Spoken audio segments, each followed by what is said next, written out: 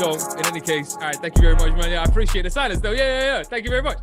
Just get hyped up because we know we're here for a new seminar. So it is Dr. E's Open Seminars. We're here for Open Seminar number 58, I want to say. We're 58. I think we're 58. Yeah, Open Seminar number 58. Y'all know what it is by now. Same time, same place. 7 p.m. GMT, 2 p.m. EST. Education for a new generation. We bring the kind of expertise you usually have to pay through the nose for to sit in those dry ass lecture theaters with those crusty old white men. But we bring you that, that real education. You know what I'm saying? That idealist education, the education you thought you were going to get when you went over there, but you ended up sitting in those like logic seminars, like bored out your mind. But in any case, I'm your boy. You know what I'm saying? I'm your boy, Dr. E, director and lead tutor at TBT. Philosopher extraordinaire, all those wonderful things right there. Y'all know me. That's your girl Tanzim. I don't know where you're gonna be actually after this. The great dictator Tanzim, of course, with her 3 wonderful dictator platforms. Yeah, you want to run us through this real quick? Take all the wealth and make it equal. Bing. Put everyone else before yourself. Bing.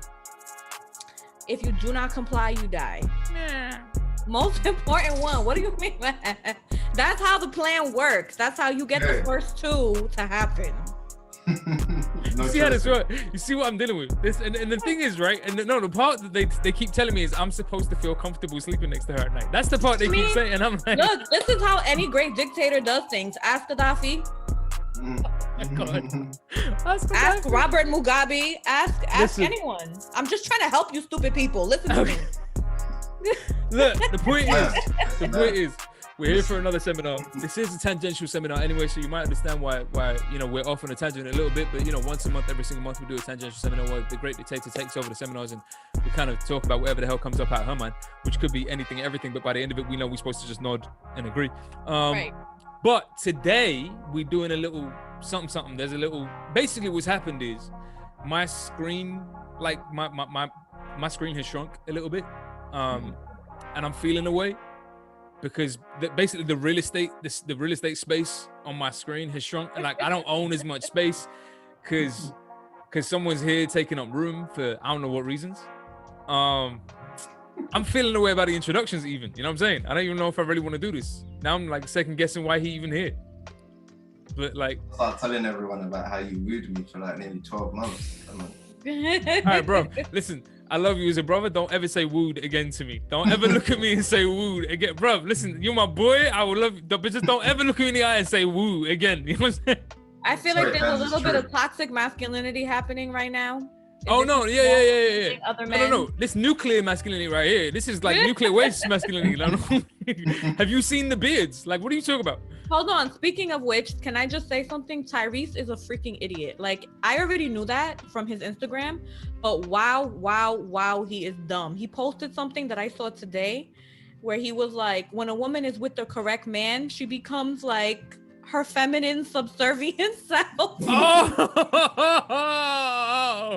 And he went into this thing. He was like, toxic masculinity is not real. All the alpha males need to step up, blah, blah, blah. It was like the biggest show of like insecurity I've ever seen. I feel like Tyrese is trolling Tyrese. All of Tyrese is like and the best part, a girl that I went to college with liked it. I was like, really? But of course she did. But of course, but listen, it's a myth. I think this is a more common thought than you like to admit. But in any case, the point is we are joined here today by somebody else. So we do have a special guest appearance. If I had a drum roll, I don't know, should we give him you a special drum? Oh, here it goes. Let's forget the drum roll. We're good. That was that? That was that? I don't think we caught that. You want to hit that again? No, hold up. You got to hit that again.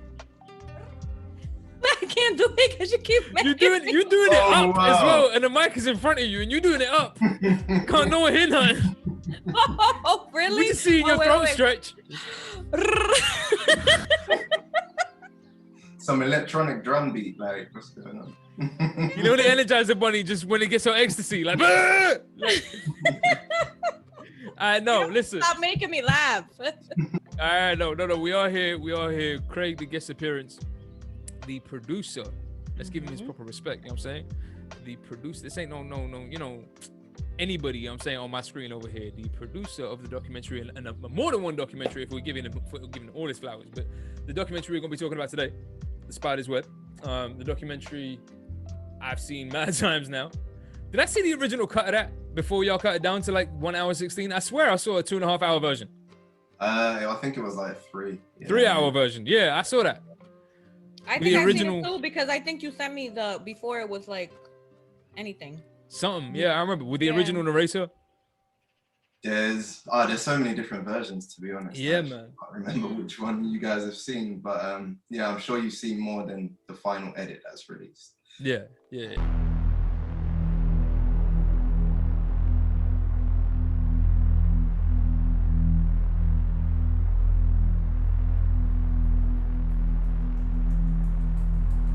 The author of a series of international media reports says he would welcome a debate with Cayman Finance Chair Tony Travers.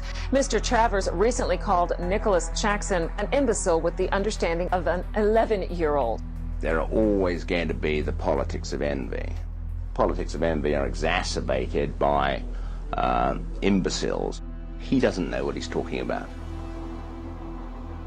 The reality is not what you believe, that your prime minister has the power to decide on the future of your country. The power is hidden here.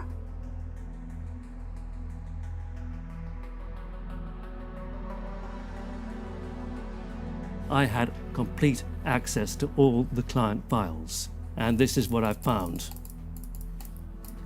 There were some insider traders, some market rigging, some avoiding disclosure of conflict of interest, illicit arms trading, illicit political campaign donations, contract kickbacks, bribery, fraudulent invoicing, trade mispricing, and, at the bottom, tax evasion.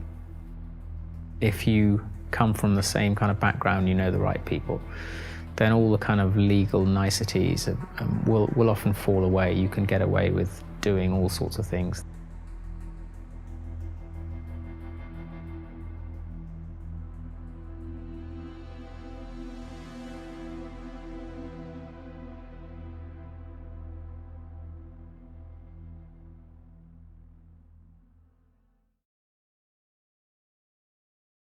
Yeah, I've definitely did. I feel like I have, but in any case, it was worth watching. If we're being real honest, I could watch it mad more times. We watched it again the other night, and I could watch it a few more times still. I really do. No, honest to God, man, like it's a real It's piece really of work. good.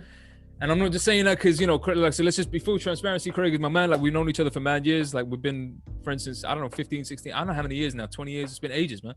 Long time. It's been a long time. You know, it gets past that point where you stop counting because it kind of reminds you of your age. So you just don't. Now we just friends at that point. You just don't Oh my count God, it. can we stop talking about age, please? See, Oh. that's my point. So in any case, point is, producer of this extraordinary documentary, and I feel like I kind of I want to do it as proper justice. But before we get into that, let's just throw out some numbers here. Is it me, or is there like some 4 million hits on YouTube on that thing? Is that me, or is it like somewhere in that number?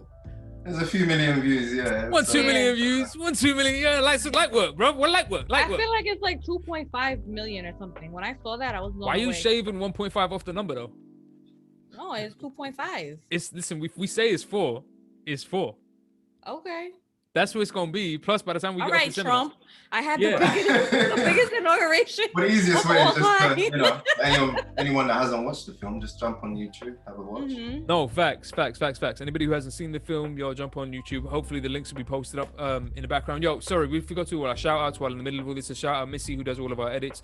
Love So you, of course Missy. we're here for the live today. We'll be back. Y'all see the edited version of this on a Saturday that gets posted up on some point during the Saturday. So Missy does all of that. So shout out Missy and shout out Kareen in the background doing all of our Love you, timestamps and Kareen. the messages. She's dealing with our chat, and she'll post up all the links and the hashtags and everything y'all need. So hopefully Kareen is on her game and she'll find you the link to the movie, because it is available on YouTube, right? Because that's where we watched it the other night. Yeah. It's on YouTube, so you can watch it for free. So Which is good. look, I want to give it like a really, really simple, brief rundown, but only in order to leave you the space to give us a proper sense of what the documentary is about, right? Because I could tell you haven't seen it mad times, but I feel like the whole point of you being here is to give it the justice that it deserves, and you know it more intimately than either one of us possibly could. So as far as a really simple intro, we're talking about the contemporary colonial empire of the United Kingdom that's kind of hidden behind the collapsed edifice of the old empire, right? So we're talking about the financial empire that the United Kingdom still holds control over, and the amount of dirty secret money that's hidden away in all of its tax havens all over the world, ex-colonial nations, right? I feel like that's a fair basic summary. In a nutshell, that's exactly it. Around the same time as American banks were moving their international operations to London, another new kind of financial space began to emerge, far away from London, in Britain's overseas jurisdictions, the last remnants of empire. Back in the 60s, the Cayman Islands was a complete backwater. The stories go that mosquitoes were so thick in the air, sometimes they were enough to suffocate cows. That's a legend that you hear about the Cayman Islands. I don't know how true it was, but there was nothing happening there. Accountants and lawyers from London arrived in the Cayman Islands and other British dependencies and began to draft a set of financial secrecy laws and regulations. Because these jurisdictions' main selling point was secrecy, they were called secrecy jurisdictions. What the Cayman Islands was doing was straightforwardly illegal activity. Drugs money was coming in huge quantities, tax evasion, whatever you wanted, you could have it. The Bank of England was observing the developments from London and noted in a report marked secret, dated 11th of April 1969, "We need to be quite sure that the possible proliferation of trust companies, banks, etc., which in most cases would be no more than brass plates manipulating assets outside the islands, does not get out of hand. There is, of course, no objection to their providing bolt holes for non-residents, but we need to be sure that in so doing, opportunities are not created for the transfer of UK capital to the non-sterling area outside UK rules." So that's the thing for me, right? Like the thing that got me about it more than anything else was that central point, the idea of what's right in front of you. You can call it conspiracy if you want, but the lies, the corruption, the secrecy, the cheating, the theft, the whatever else, the rigging of the system, call it whatever you want to call it. But all of that is so often right in front of you. Yeah, yeah. They're not hiding it from you, and they don't need to. And you just have no idea. Well, not only that, but even if you know, what are you gonna do? I mean, there's that. Because they know that they can get away with it. Because what are you gonna do? Well, yeah, but that's the part of it. That's the part of it. I feel like you're right about that, right? So for me, it was this, and particularly with this issue of the city of London inside London, right? So specifically this idea that, bro, I grew up there. I grew up in London, and it took me years before I saw or understood or even began to ask a question about that weird kind of phrasing and the weird emblems that you see in certain parts of London and the weird. And I have a question about that. What part of London specifically is the city of London? Okay, so you know London Bridge, right? You've been there. Yeah. Have you ever been over the other side of London Bridge to where the station is? I don't know. You have. Okay. You have. Essentially, once you cross London Bridge, you're effectively into the city of London. So if you've been anywhere like Liverpool Street Station or Bank or Monument, you're effectively in that square mile, which is. You remember the night when we were walking around with your cousin, when we met up with his gal in the train station for the first time, and we were walking around that night with your cousin? That area. Yeah. So do people live there? Is it like a super rich people area, or is it just financial? Is it just banks? Like, what is it? I mean, there are like residents there, but I mean, in terms of, in comparison to say businesses, banks and these headquarters, I would say they're a minority. So yeah, most of the voting power is private businesses in that district. All right, so but here's the part of it for me that's so wild, right? Because it's one thing to say, bro, we both live in the UK and we know how parochial and weird this country is, particularly with respect to its laws, right? So there's a whole bunch of really old, ancient laws in this country, none of which make sense, and some of them seem to persist for for a while. Like Tans, I don't know if you're aware of this, but I don't know if I should be telling you this considering what your three platforms are, but did you know that in the United Kingdom, technically it's still legal to shoot a Welshman over the border between England and Wales with a crossbow after midnight? Wow. Useful information. If you shoot a Welshman after midnight with a crossbow over the border, besides being a psychopath who needs to be looked at quite carefully, but if you did this, technically speaking, it's legal. That is such a random fact, like. Bro, I found this out. I found this out a while ago. I was like, yo, is this for real? I wouldn't shoot the Welsh because I feel like they would love my dictatorship. I don't think you met the Welsh, man. I think that's something a dictator would say, though, Tam. Yeah, no, I feel facts. like they're broke, right? They're broke. Everybody's, but yeah, sure. So you would love me. In comparison to a dictator, most Hello. people are broke. Yeah. Hello. What is my first point in my platform? All the wealth and make it equal. Why would you hate me? I'm giving you things.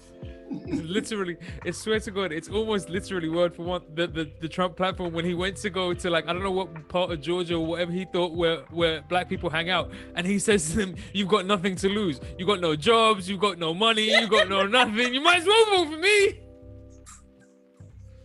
Did he really say that? It's in a Meek Mill song.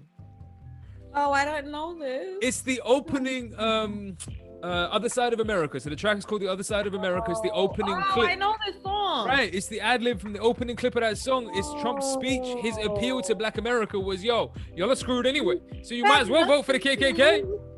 What do you have to lose? You're living in poverty. Your schools are no good. You have no jobs. 58% of your youth is unemployed. What the hell do you have to lose? We're pulling live from the upside of America. You ain't got nothing to lose. It couldn't really get worse. You might as well vote for me. And then it got worse. You're like, no, it could get worse. It could definitely get worse. Yeah. But no, okay, so what I'm saying is the part that stuck with me about it was that it's not just that the city of London exists as a jurisdiction inside of London, right? That's not the part that was weird to me, because I almost expect that with this country. A whole bunch of weird little jurisdictions, weird councils, ancient clubs, whatever. It's not that. The part of it that freaked me out was that this is a corporate entity. Like, we're not talking about a social body.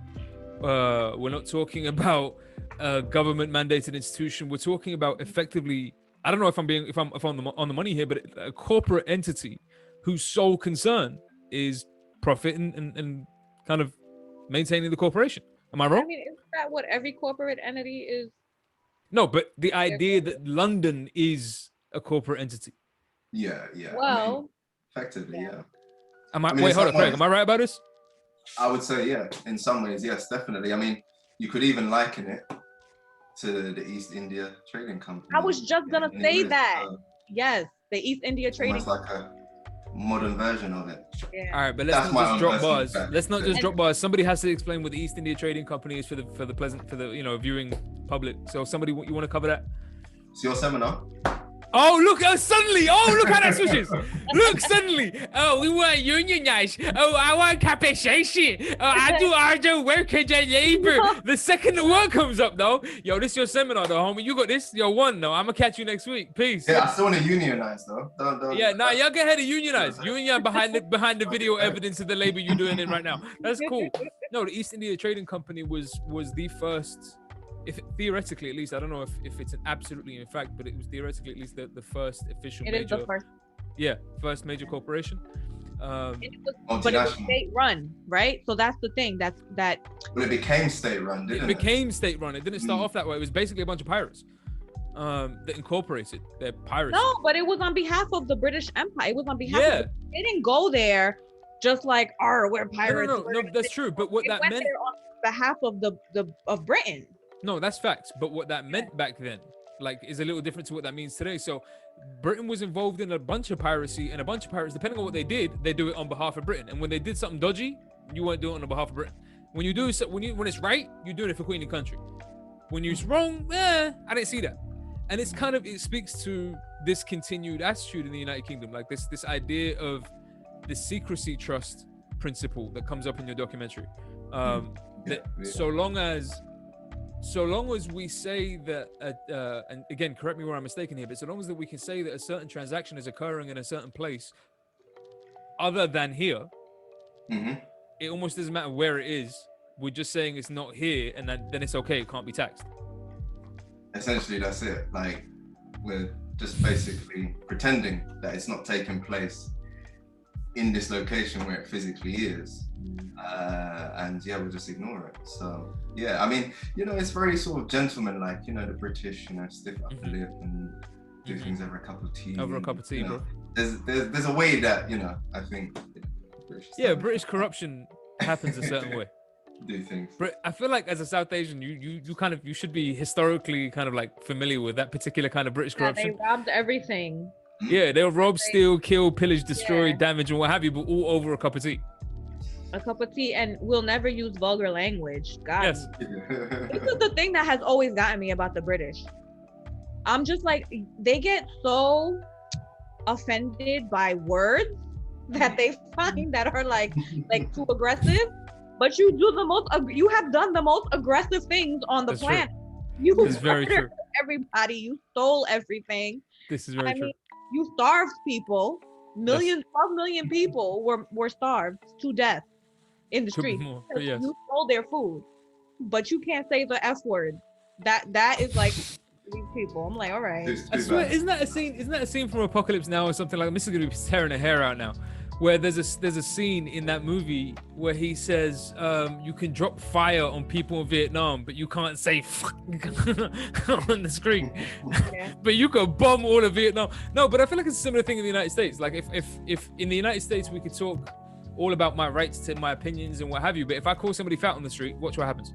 This has something to do with the Western world, I feel like, though. It's the entire Western world. You will do the most inhumane things to everyone, but let somebody's feelings get hurt or say a word that someone doesn't like, and it's like the world has ended. So, all right, just to kind of make sure we've clarified exactly what what this entity is, the City of London thing, right? Because I still feel like it's worth flogging this horse a little bit longer. It's not quite dead, because I want to make sure this really lands, because we are talking about a corporate entity. We are talking about a company that acts as though it were a social governing body. So it has its own police force, it has its own, as you were saying, Lord Mayor, it has all the vestiges and the kind of like the symbols of being a social governing entity, but functions almost exclusively as a corporation. And the benefit it provides for its kind of, I don't know, benefactors or whoever is involved in it, shareholders or what have you, is this idea of secrecy. That's the thing that it kind of like maintains. Central thing to how it functions. Absolutely. Right. As opposed to the rest of the system. I mean, I don't know. Are we saying that the rest of the system is less secret, or is it just that this kind of like corporate City of London thing provides an extra level of secrecy that the normal economy can't cover?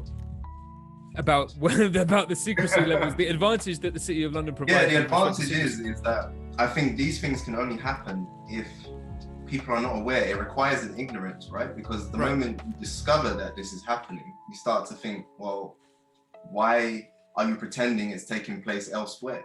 Right. Like, how does that make any sense? And then the question then becomes, well, if it's not your responsibility, whose responsibility is it?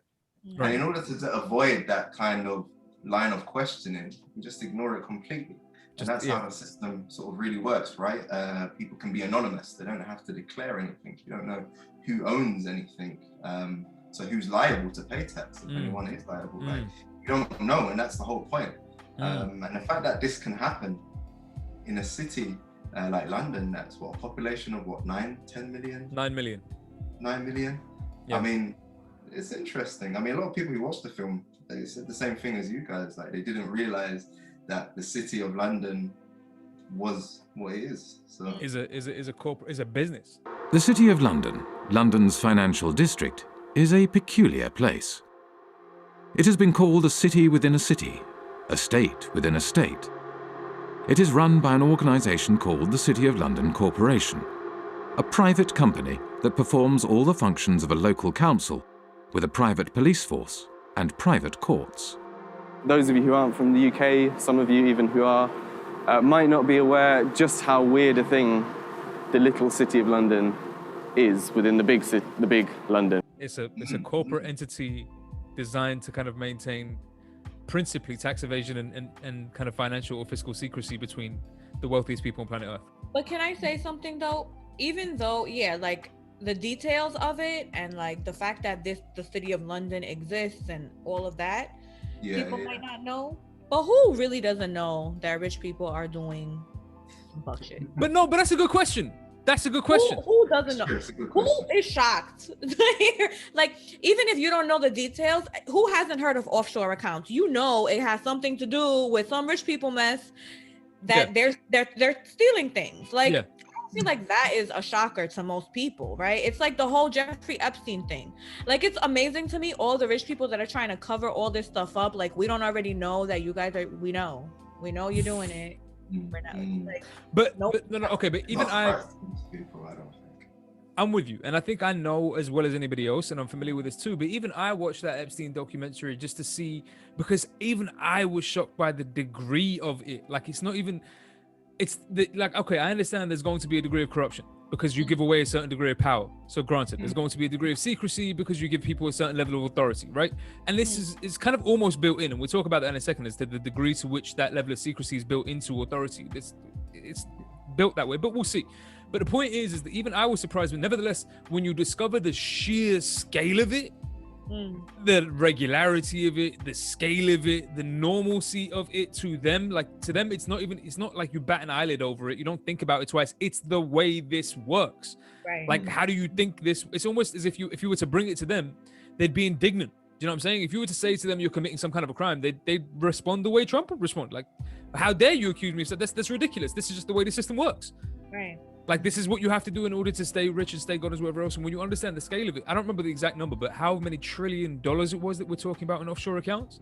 I think it's estimated, and this is in the British territories. So obviously you've got American territories, Spanish territories, but in the the British territories, I think it's 50 trillion. 50 trillion. Yeah. 50 trillion, it's which is nuts a lot. number.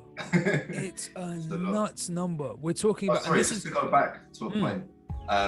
You know, I think with tax avoidance, the thing is that it's not necessarily illegal, and I think that's where it creates it's a loophole, right? So people can look at it as if, well, I'm not breaking the law, so what am I doing wrong, right? I'm just seeking advantage in this situation by not paying taxes. But the question is that for governments, one of their main sources of income is taxation. It's tax, right? Yeah. So if they're losing, you know, if we're saying there's 50 trillion in offshore accounts, like what could that do for the society? Right. Imagine what you could do with 50 trillion, even just 1% of that. What could you do with that? These small territories, the last remnants of the British Empire, which are still overseas territories today, they are still the last remnants of the British Empire. There are 14 of these overseas territories. 7 of them are bona fide tax havens, including the Cayman Islands, Bermuda, the British Virgin Islands. Some of the biggest tax havens in the world today are still British. With access to large amounts of offshore money, the euro market grew rapidly. By 1980, it had reached $500 billion. By 1988, $4.8 trillion. And by 1997, nearly 90% of all international loans were made through this market. No, and the thing is, I sat there one time and I did these numbers, and I think in the seminar that we did previously, Tans, on the Panama Papers and whatever else, we did a breakdown of what those numbers meant to each individual country based on the Conservative Party's numbers of what a hospital will cost. So I took what the Conservative Party said, what a hospital will cost, and said, okay, but even if we took 0.1% of the European total that's been lost in taxation, which I think at the time was like 13 billion.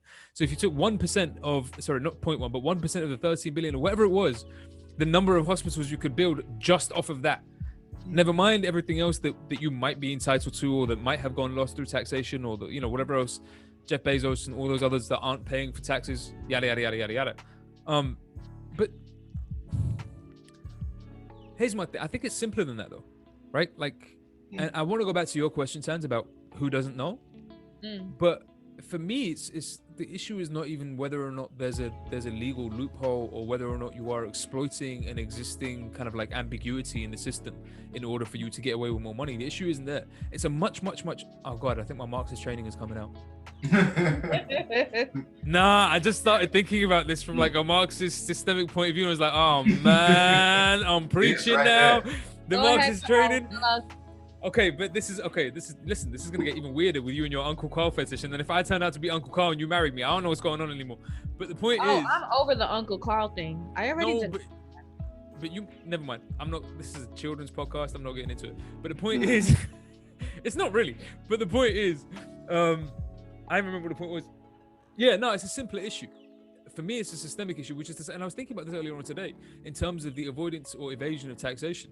What we're talking about is saying that a person has managed to accrue capital as a consequence of the labor provided by whoever.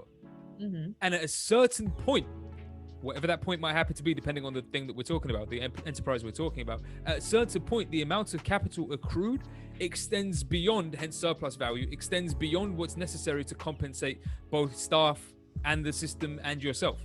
That surplus value, whatever the hell that is literally the product of what they did. Mm-hmm. Granted, this is your system, you built it, you manage it, you oversee it, all of those things are true, and therefore you're entitled to a portion of that. But it doesn't function without the employees. So when we say, okay, fine, if you're past the point of directly compensating the employees, it's not even a question of like moral right or wrong, it's the logical thing. Like, it makes perfect rational sense that surplus value then has to be able to reinvest it into the things that make those employees, that make employees viable candidates for you, like their ability to be able to travel to work, paying for roads and stuff, their ability to be able to stay alive, like paying for health care and stuff, their ability to be able to read. You know what I'm saying? Like, all of these things are part of investing in your workforce. But capitalism does not do that. Capitalism is not a rational system, right? Because it's not about, even allowing the worker to reproduce themselves on a day-to-day basis anymore. They don't care about that. And think about, the thing that I keep thinking is it really in the best interest of governments to be taxing all this money? Because think about whose money is this? Most of it belongs to people who are tied to the government. Wait, what are you trying to say? Hold on. What are you saying? What do you mean? What am I saying? No, break it down to me, because I lost you. Like, what do you mean? Who are the people that are tied to government? Your politicians are corrupt, all of them. Oh, I see what you mean. All of the politicians have offshore accounts or have buddies with offshore accounts, or they're all benefiting from this. So when we say it's really in the best interest of the state, right, to tax because that's how the state makes money, the state is not interested in providing anything for us. And that's just the reality. They've proved it to us over and over again. Some countries like the UK will give you crumbs, right? So you have an NHS, you have a semblance. Hey, 73 years of the NHS today. No, I'm not saying the NHS is wrong or bad, but what I'm saying is, like, I believe in all these systems, right? I think that we should have subsidy. Hello, I love Gaddafi because of his subsidies. We should be subsidizing everything. But what I'm saying is that the reality is that is not in the best interest of states, because that is not what the state is trying to do. And I don't actually believe that's the function of the state anymore, at least. The function of the state is to maintain the class divisions. Oh, yeah, no. To beat off the poor with a stick and to make sure the rich can, they themselves, the ruling class, the people who are part of the state and part of the business elite, because these two things are intertwined, right? No, I'm with you. I agree with you. Yeah, I'm sure. No, I totally. I have a question in terms of like the function of the state. Like, if you look at society today, do you feel what do you think about the state of society today, like on a global level? Do you think it's improved, like since post World War II? What do you think it's got like worse? You asking me, or you asking the great dictator? Because she's a great dictator and she's gonna have different opinions because she's not currently a dictator and she's a little salty about it. So if you ask her, I don't know. You know what? The floor is yours, Taz. No, I mean, do I think the state of the world has gotten better or worse? I think it's worse. I mean, okay, so I'm from America and we don't learn about World War II and what's happening before that. So I don't really know how it was before. But what I can say is that American education system. Woo! Yeah, we don't know anything. But what I can say is that I definitely think a larger portion of the world's population is getting poorer. I mean, wealth is just being, held. There's no such thing as a trickle down, right? Wealth is just being held by a smaller and smaller portion of people, where the majority of us just keep literally getting poorer and poorer because things like inflation, right? Like I keep reading about how all the economists are talking now about how worldwide inflation is about to shoot up, and it already has, right? Like in the US, gas prices are out of control. I can't even fill my tank anymore because that's how expensive it is. Like, and I make okay money. There's a lot of people who make a lot less than me. So how are people really getting by? So definitely I think that the situation economically, socially has gotten worse and worse. And I think this is what we're seeing, particularly in the West, the divisions that we're seeing and the rise of the right wing. And I mean, it's in response to a lot of that, right? Of course, it's racism, but it's not only racism. It's not that alone. It's also the economic insecurity that more and more people are feeling, that people who previously wouldn't have felt that. So middle class white people, right? At least in the United States, and I would assume it would be similar across Europe. The security that the middle class white people once had no longer exists for many of them. And so we're seeing, you know, the social unrest, the rise in populism. I mean, I think Trump is a direct result of that insecurity, the increased insecurity. And I would say the same with what's his face, Farage, Wilson? And that whole UKIP party. Of course, and that doesn't mean that racism is not part of that story. It is, right? Because we know that many of these populations are wildly racist. But that racism wouldn't be expressed in this extreme of a way if there was not the same economic insecurity that we're seeing on the rise. I don't know that it would. You know, it would. No, I agree with you. You know what I mean? So yeah, No, I I definitely think socially, economically, things are much worse today than Pre-World War II. Yeah. I don't know. You want the other take, or you got one here, Craig? No, go for it. All right, because look, I don't want to do a long thing, but I will say, I'll say that the question is, well, look, we can. For me, if you want to answer the question, there's two ways to do it, right? There's the statistical kind of numbers way of looking at it, which is to say, statistically speaking, in terms of numbers, we're better off. That's not. In terms of numbers, it's not a debate.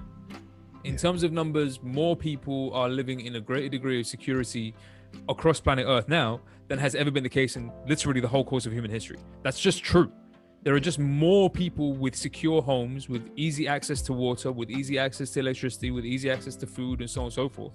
There's just a larger number of those people than has ever been the case in all of human history. That's just true. So if I get into my whole defending capitalism bag, not that that's a bag, like it's like a satchel. It's like a sock, you know what I'm saying? Like it's a leftover. It's a gnome's sock, you know what I'm saying? Just like off a garden gnome. It's that kind of. But if I get into that little bag, yeah, there's an argument to suggest that things have significantly improved as a consequence of World War II. The NHS being one example of that. But as I say, the lifting such large numbers of people out of destitution and into relative comfort. Is an enormous difference, and it can't be. I don't think we can kind of just look over that and be like, well, you know, things are terrible. Well, no, well, yeah, they are, but nevertheless, I think what Tanz, you were saying, speaks to the real point, which is to say that I think there's an intuition. That's part of the reason why we do these seminars and why we do this podcast and why we geniuses and why we here looking all beautiful and whatnot. But in any case, I just thought I'd mention that. It's cool. Craig got his lineup for us. I mean, I look fire all the time. And what's up, mama? Hey, cutie. How you doing? But in any case, no, for real, like looking all nice in it. Anyway, but yeah, so the point, kind of shaking her head though. No, for me, I think there's an intuition amongst people, generally speaking, and I think it's what you were speaking to, Taz, which is that while we can point to material differences in terms of the circumstances of large swathes of human beings across the planet, so on and so forth, you can point to having access to food and so on and so forth, all that kind of stuff. We can point to these material differences.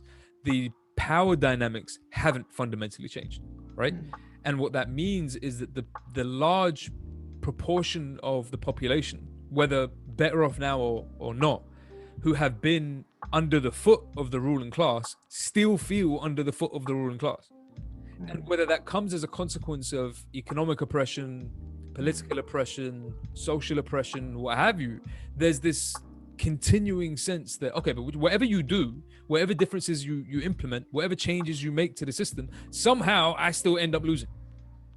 And that part is what's pissing me off. So if I could be, for example, if we put ourselves in the position of a Chinese person in the course of the last 30 years, where they've seen, I think the number is 20 million people lifted up out of destitution into relative security, right? Which has never been done in human history. That kind of number of human beings that fast is crazy. But if you spoke to a large number of them what you'd find is general dissatisfaction, general displeasure, general disapproval, general God knows whatever else. And the state will say, it's like Ceausescu used to say to his population in Romania, we provide you with food, bread, and the blanket to wrap your dead body up in when you're finished. I mean, what do you have to complain about? Right?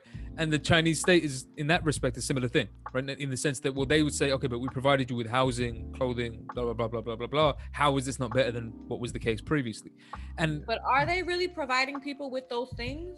Well, it's the case that more people are in a home now than previously than they were. That's just the case. That's just a number. That's just what that is. I don't think that's a good argument, because I hear this all the time. People talk about Bangladesh like this, right? That Bangladesh is like one of the fastest growing economies, that, more people have been lifted out of poverty. And it's true. In these past 10 years than ever before. But the thing is, go to Bangladesh. Yeah, I'm with you. Go to Bangladesh. Because first of all, how are we measuring being lifted out of poverty? What is the scale? Because those people who we claim are lifted out of poverty, they still living in poverty, honey. Like, you still have no sewage in your neighborhood.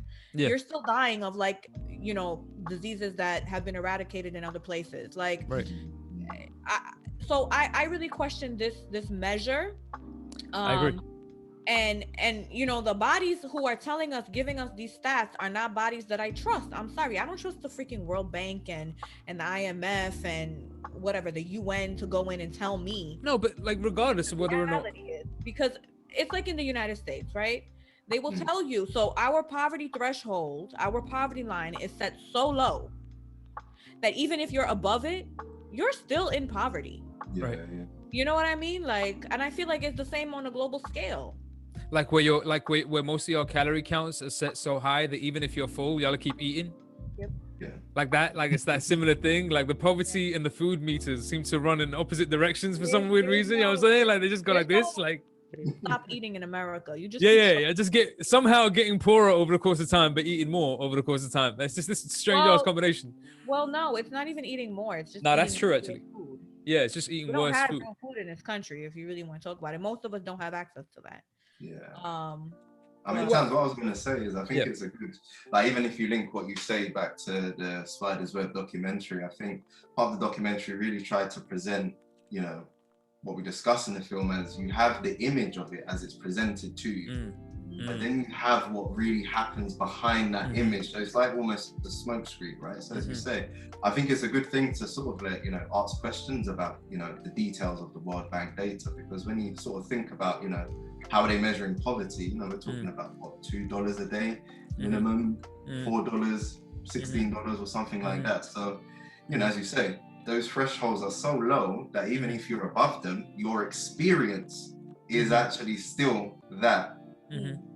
As it was and I think you're both right, and I think you're both right on this point, and I think it kind of it speaks to this issue of continuing to be in a position of being amongst the oppressed class, so that even if I go from receiving no dollars a day to $2 a day, you're going to tell me that I've somehow won something. I'm going to tell you you're still crapping on my life and treating me like garbage. It's just that you're doing it now by means of a financial exchange as opposed to by means of just giving me the orders. I don't know that you've necessarily improved things dramatically, and I agree with that sentiment. The question that it raises then is the inherency of, and speaking to your documentary, Craig, the inherency of colonialism to capitalism, right? And this is more to the point also that you were making beforehand, Hans, with the Dutch East India Trade Company.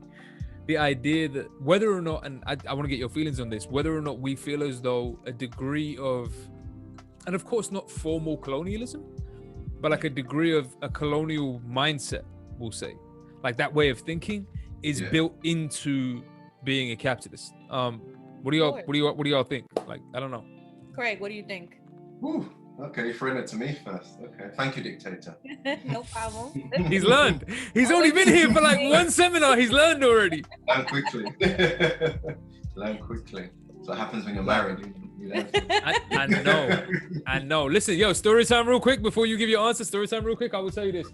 We were in Marseille one time. We met up with one of her friends, right? No names or what have you, but we chilling with her friends. Her friend has just got into a situation with a lady friend. Everything's cool.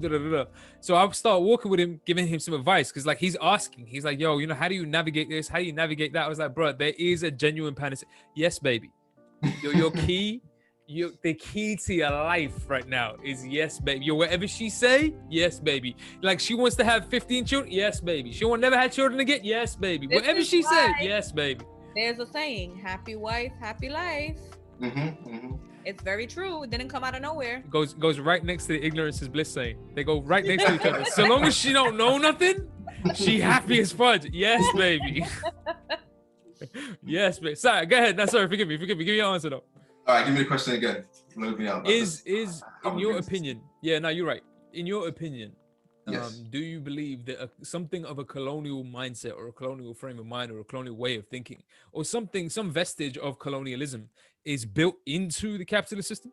Like you couldn't really engage with it without engaging with that? That's a very deep question. I'm sure we don't have enough time to really go into it quite deeply. But I think from a personal level, I personally think there is definitely a relationship, you know. I mean, even if you want to look at it from, say, a legal standpoint, right? Some of these laws have sort of existed and been sort of transformed over the years to get to some of the laws that we have got today, right? And like going back to what you were saying earlier about power dynamics, these laws were still written with a certain power dynamic in it, right? Like look at certain immigration laws, etc. So I do think that there is a relationship. To what degree or how strong that relationship is, I think that's something that is worth exploring for sure. But yeah, I do think there's a relationship. This is kind of hard to say that there's not, to be honest. It was like the system before the one that we have now. Do you know what I mean? Yeah. And so nothing ever just goes away cleanly. It's gonna have some sort of residue. Yeah. Sort of in what we have now. And so I don't think if we don't ask the questions, we won't know, to be honest. So I think asking questions is good. I mean, that's why I'm here. You know what I'm saying? That's what they pay me the big bucks. So now go ahead, Sans. Now what do you think? You think they're built into each other? Yeah, absolutely. I mean, the thing is, like, if you think about it, you couldn't have capitalism as it exists today without, or you couldn't have any system of capitalism without colonialism. The history of colonialism behind it. Yeah, no, facts. It's colonialism and slavery, right? Because colonialism provided the free resources that they needed to build up their capital. Slavery provided the free labor that they needed to build up their capital, right? And you couldn't have advanced capitalist nations like, you know, the US, Canada, European countries, if you didn't have those systems. And so because of that, absolutely. And even when decolonialism happened, right, what did we see? Well, we saw a lot of countries, we saw what we call today neocolonialism, right? Which is the same, it's the same exploitative economic system. It's just now you're independent, sure, right? So your rulers look like you, but they're sometimes working on behalf of us. And if they're not working on behalf of us, they're gonna die. This is what has always happened historically, you know? And so yeah, absolutely. I think that there's the psychological, there's the mindset of capitalism, which is still, you know, the West still thinks about the rest of the world as its playground to just take what it wants, and it still does that, right? Like in your documentary, you know, the fact that Africa puts out more than it takes in. It's a net creditor to the globe. Yeah, exactly. Which is completely different to the image we have of Africa, right? Of course. Right, because we don't measure resources. The way we measure wealth is not based on resources, right? If you look at resources, the global South has all the wealth of the world, and this is something that colonialism figured out long ago, which is why they came and took everything, right? And they continue to do that. And this is the other thing, like if you look at the history, and I talk about this in my classes with my students, but the creation of things like the World Bank and the IMF and all this stuff, and you know, to really manage economically all of the newly decolonized countries, was created to uphold that system. This is what debt is. This is what structural adjustment is, right? And it's interesting because when you learn about neoliberalism, the neoliberal turn globally, which happened in the 1970s, when you see what they did in Chile and you see what they did in New York City, which are often thought of as like the two guinea pigs for neoliberalism. I actually think that the guinea pigs were before. The guinea pigs were the rest of us when we decolonized, and they set up these, you know, the IMF and the World Bank, and they were like, hey, you want money? We'll give you money, but you have to restructure your entire economy to benefit us. Your whole society, your education system, your economy, your health system. Right. So, you know, I think really the experiment with neoliberalism began post-colonialism, you know, when everyone decolonized and they started doing this, and taking out leaders who were saying, no, we don't want to do that. We want to, you know, we want to nationalize. Those got taken right out. So I think it began then, and I think that there is, you know, you can't break that relationship. There's no way to have capitalism without still practicing and thinking along colonial terms. I think it's no coincidence that Britain's offshore empire emerged more or less at the same time as the collapse of the former empire. We tend to think of Africa as being a huge net debtor to the rest of the world. But that was the extent of their debts at the end of 2008, 177 billion. The debt of sub-Saharan African nations stood at $177 billion in 2008. Yet the wealth these countries' elites had moved offshore between 1970 and 2008 is estimated at $944 billion, over 5 times their foreign debt. $944 billion. Do the maths. Far from being a net debtor, Africa, sub-Saharan Africa, is a net creditor to the rest of the world. Right, I'm with you.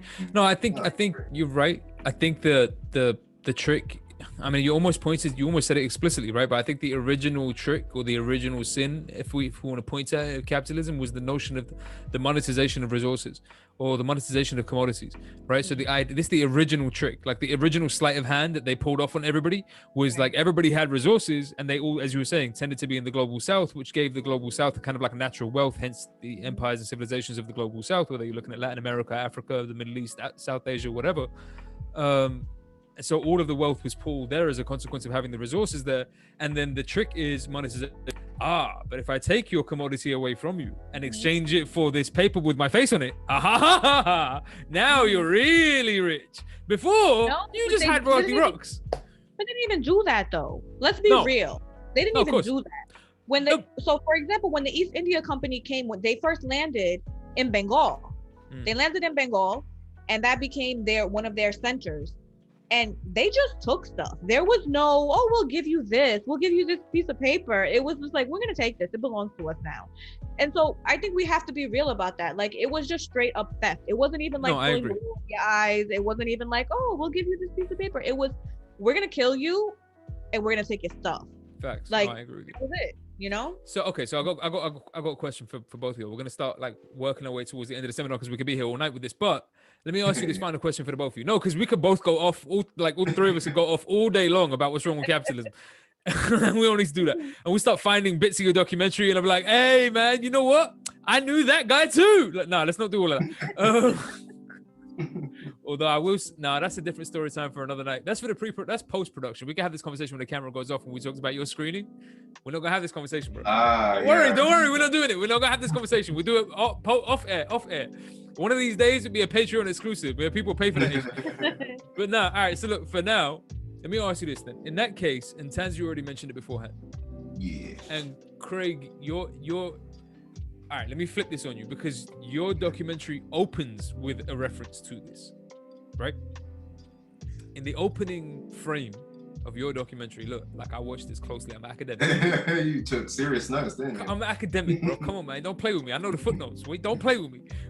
Now, in 1984, one Jean Peters published a book called From Time Immemorial. The book was universally recognized by serious scholars to be a fraud. Without wanting to toot my own horn, I'm widely recognized as the person who exposed the fraud. I know that book inside out.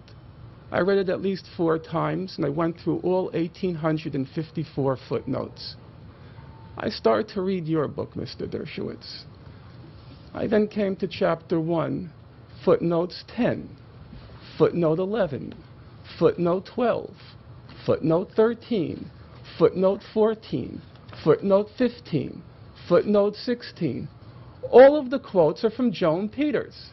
But the point is, in the opening frame of your documentary, you referenced the fact that the documentary was made on a budget, on a small budget, right?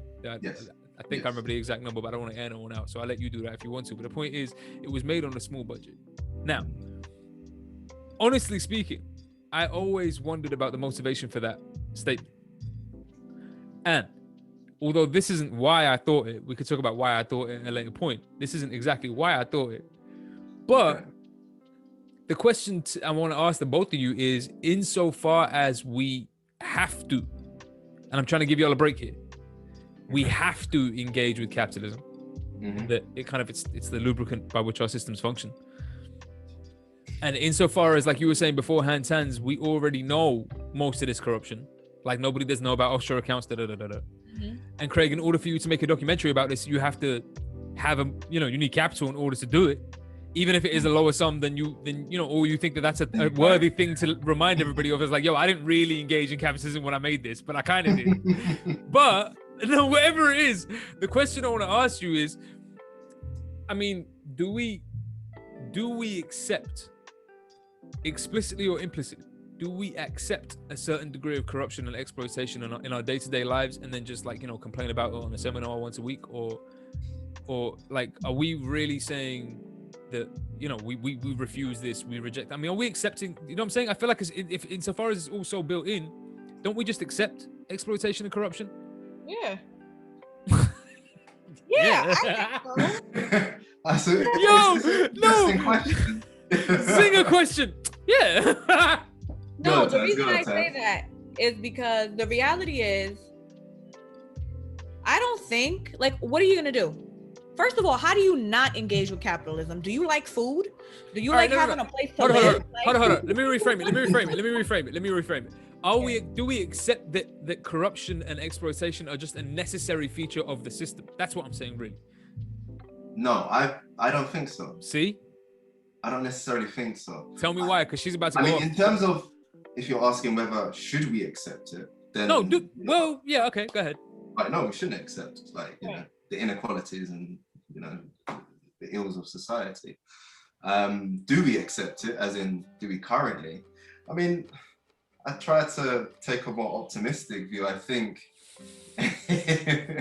we only spent a little amount on a documentary, so like, don't judge me too harsh. You know what I'm saying? I'm playing with you. I'm playing.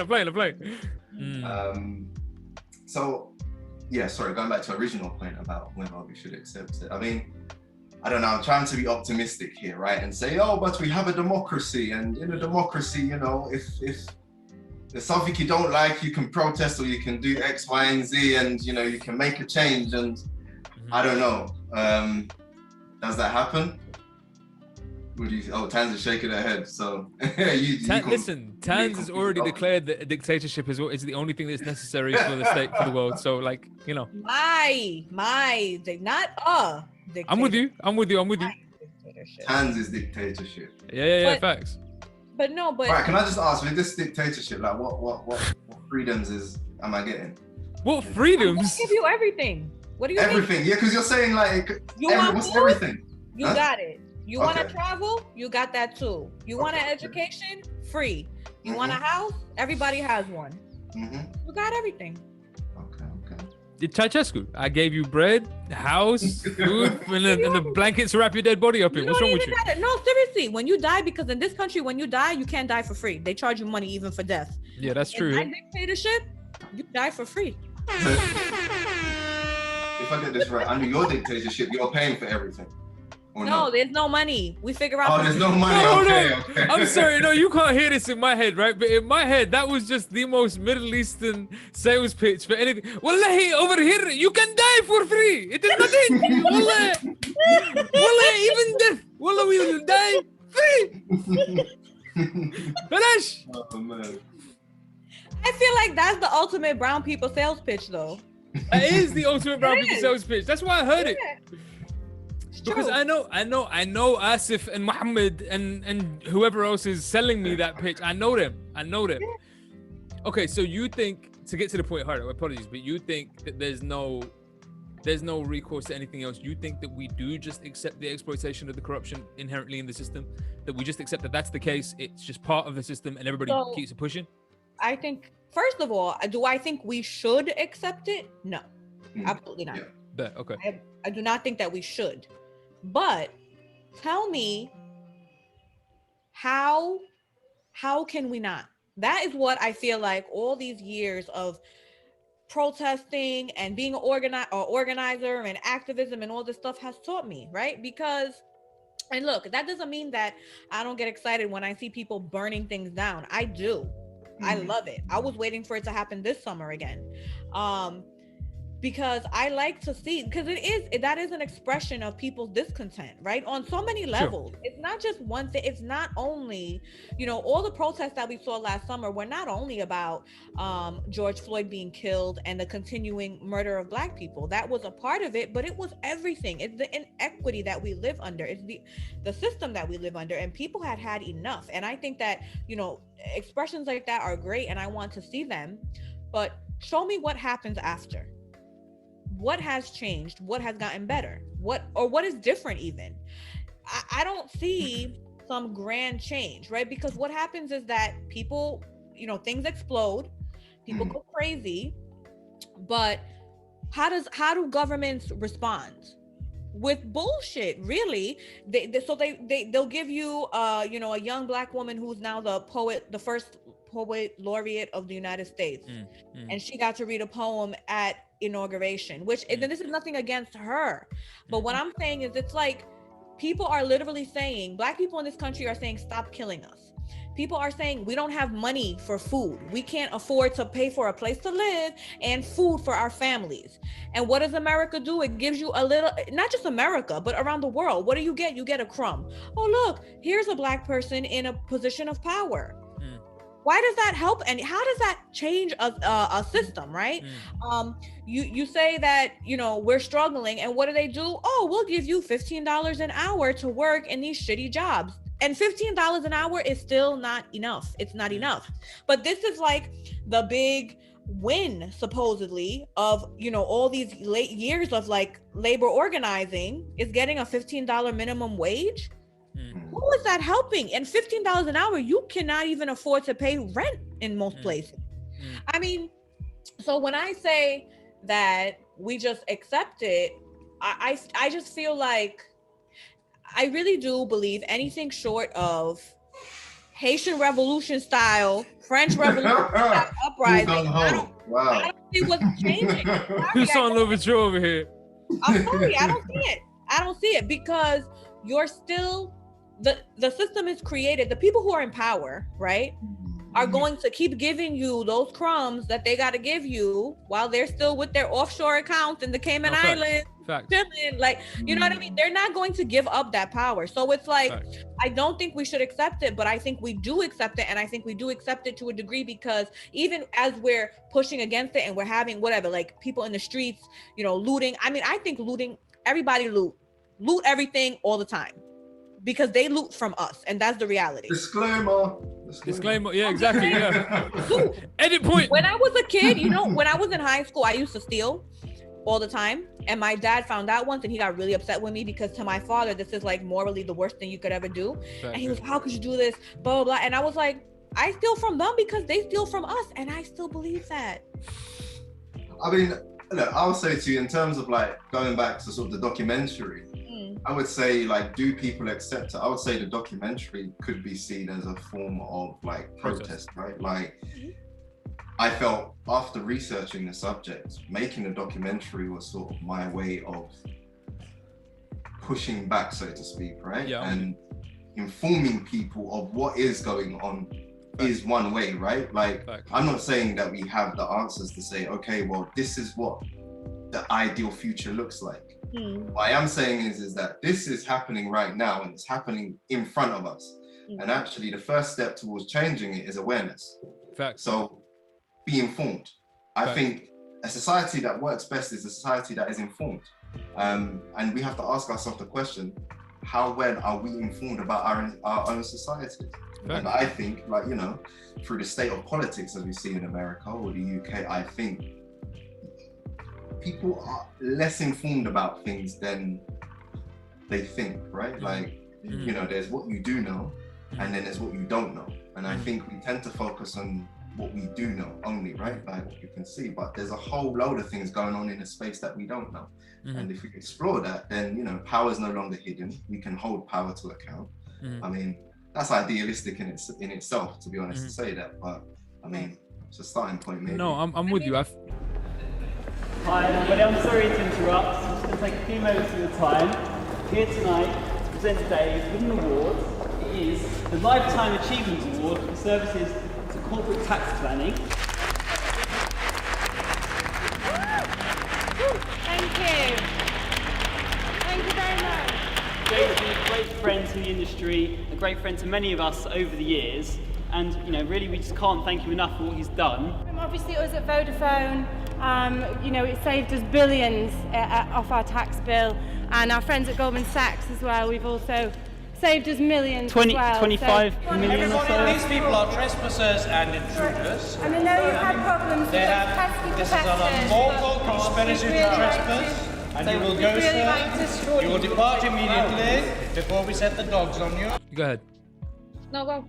Okay, now I feel like you're right in that respect. I mean, in respect of the necessity of education, right? The necessity of informing people, the necessity of letting people know or shedding light on things that people might not otherwise have realized were there. The kind of, you know, putting light on what's happening in the dark spaces in government, I think is a form of protest. I think it's an absolutely necessary feature of, you're right, of a functioning, particularly kind of capitalist society. And I think it is the kind of the duty of one level or one layer of these societies. And it's supposed to be the journalistic duty, right? You're supposed to be digging up to find out about the stuff that government isn't telling you. That's kind of supposed to be your job, and shedding light on the things that the government is doing behind secret doors and in dark places and so on and so forth. That's kind of supposed to be what one does as a journalist or a documentarian or whatever else. So in that respect, I think you'd hit the nail on the head. Like, I think it is a form of process.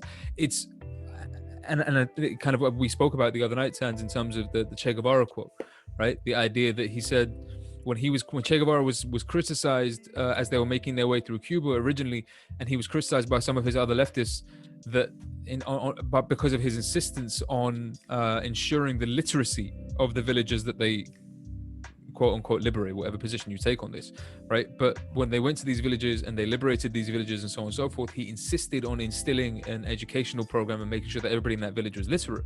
And when he was criticized for so doing, because they said that this is a bourgeois demand, that these are kind of like peoples who have no need for literacy, they're not involved in the city like that, so on and so forth, you need to leave them alone and they develop at their own pace. His argument was exactly as you were saying a moment ago, Tans, and as you reinforced, Craig, his argument was, but at the end of the day, the system is lying to you with language. If you can't read, you're never going to know. Like, you're going to fall for every trick in the book every single time because you didn't learn enough for you to know when they're lying to you, and they lie to you with words. So you kind of have to know them. And in that respect, I think you're absolutely right in terms of your documentary. But I will say this. Let me just say this, and we can kind of like closing remarks after this, because I feel like yeah, we're around about that point. But I will say this. To me, though, the interesting aspect of the documentary that it brings up, just for me personally, and I don't mean in terms of the information that it's delivering, but for me personally, is this weird. There's something weird about it. Not the documentary itself or the way it was made as such or anything like that, but it's what it's directing itself at, namely that, as we were saying beforehand, to see the lies that are held up right in front of your eyes, right? The lies that they're showing, that they put right in front of you that you can't tell are lies. And so it's just to reveal those and show people, hey, look, you know you're living in a city that's actually a corporation. You know that tax evasion is an institutional part of the system, that you know that tax evasion is the tip of the iceberg, and this gets much, much, much, much worse. You know the degree of your poverty is explicable by the fact that, you know, Jeff Bezos hasn't paid tax in about 10 years. All of that stuff is all really interesting and it's all in there. But what I found so compelling for me personally was that what we were trying to do was something more than that. You were trying to break an ideological barrier that runs deeper and is much, much more rigid than just knowledge, right? And I think this is the Chomsky-Foucault argument that you and I have had previously, Tans, which is to say that for Noam Chomsky, you can inform people out of ideological indoctrination. You can inform them out of it. You can tell them what the truth is, reveal to them the numbers, show them the statistics, show them what's actually happening, and they'll make their way out of that cave and free themselves of that kind of indoctrination. I don't think it works that way. And I think what's so compelling about a documentary, well, your documentary in particular, is what we're really trying to get at is that is to say that in order for us to break it, it's more than just you have to know what's going on. You kind of have to know you have to understand the water you're swimming in. Like, it's not just looking around you going, they're doing this corrupt thing, they're doing that corrupt thing, they're doing that corrupt thing. You can't distinguish these corrupt activities from the water you're swimming in. Like, this is your environment. And in order to do otherwise, it's no longer a quest, like you were saying, Tans, it's not just a matter of, I would like to protest this particular aspect of capitalism, or I'd like to protest this particular aspect of oppression or the legal system. It's much more a question of, and particularly as we get more and more privileged in these countries with more access to technology, it's much more a question of, okay, how much do I want to play along now? Yeah. Insofar as you provided me the means, somebody was saying this in a previous podcast a little while ago, and one of these days I'm going to drop that name, but until then, they were saying that it's really interesting how many people have been locked away from work as a result of the coronavirus, and then how many of them found ways and means of survival without work, and how many of those people aren't now going back to work because it's like, I don't need you, I figured it out without you.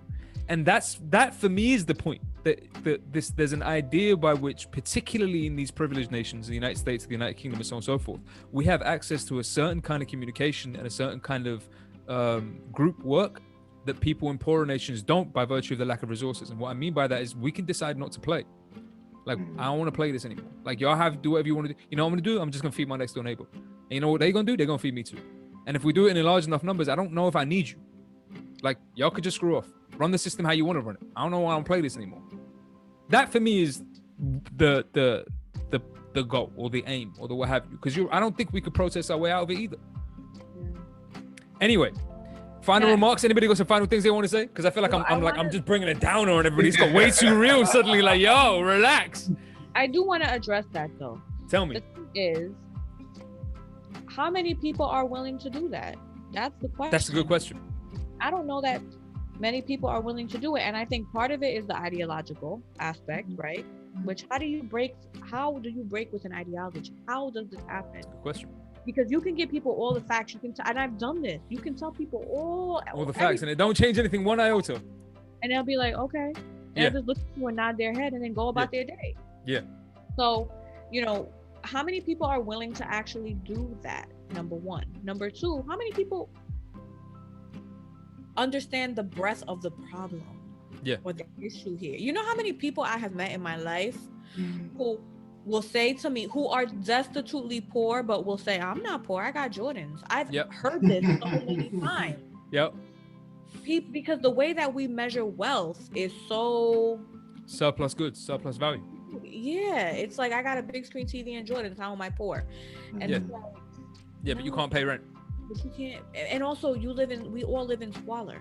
Yeah. We all live in shit. Like, all right, look, let me ask you a question. Let me ask you a final question. Because I feel like this is an important question, and particularly for you, Craig, even though I think I know your answer here. Really for me, jeez. Yeah, because you're the producer of the documentary. The documentary is kind of what's underlying the question. So let me just ask this, and then we'll wrap up. So final question, and it's straightforward, and I think I know the answer from both of y'all, but I'm imploring all the viewers, everybody out there, go ask everybody else this question, because it's a really important question. I think it tells you a lot about a person's character. So you on the spot right now. You know what I'm saying? Heat is on you right now. Interrogation right now. Yo, all my training is coming through now. Like, let's see how Marxist we are right now. No, the question is this. And I feel like I know how you're going to answer, but in any case, entertain me. Question is, if you could, here's your choice. You got choice A or choice B? Choice A. I don't like these binary options. I know. I'm a philosopher. Don't play around with me. I know. Relax. But look, you've already accepted the corruption and exploitation built into the system, fam. You could have just closed your camera at any given point. But the point is... All right, guys, I'll see you later, yeah? No, so the point is, here's the question. A or B, you can either allow yourself, let's say, an improved chance of personal enormous wealth, but the general global system stays exactly as it is. Or, that's option A. Like, this is, a genie comes by, gives you an option, you can pick. So your option A is that Genie offers you option B. And option, yes, I know the kind of racial stereotypes and me being the genie. Stop it. But the point is, option B. Okay, well, I give you I even option made that B. connection until you said it, to be honest. Like, I didn't think about that. All right, I'm traumatized by Disney movies. Do you know how weird it was being an Arab watching Aladdin going, there's nothing Arabic about this, but y'all keep saying he's Aladdin? I don't know. Anyway, it's weird. The point is, so that's option A. Option B, you forego, let's say you divest or you forego any possibility of personal wealth, but you remove the possibility of poverty anywhere on planet Earth.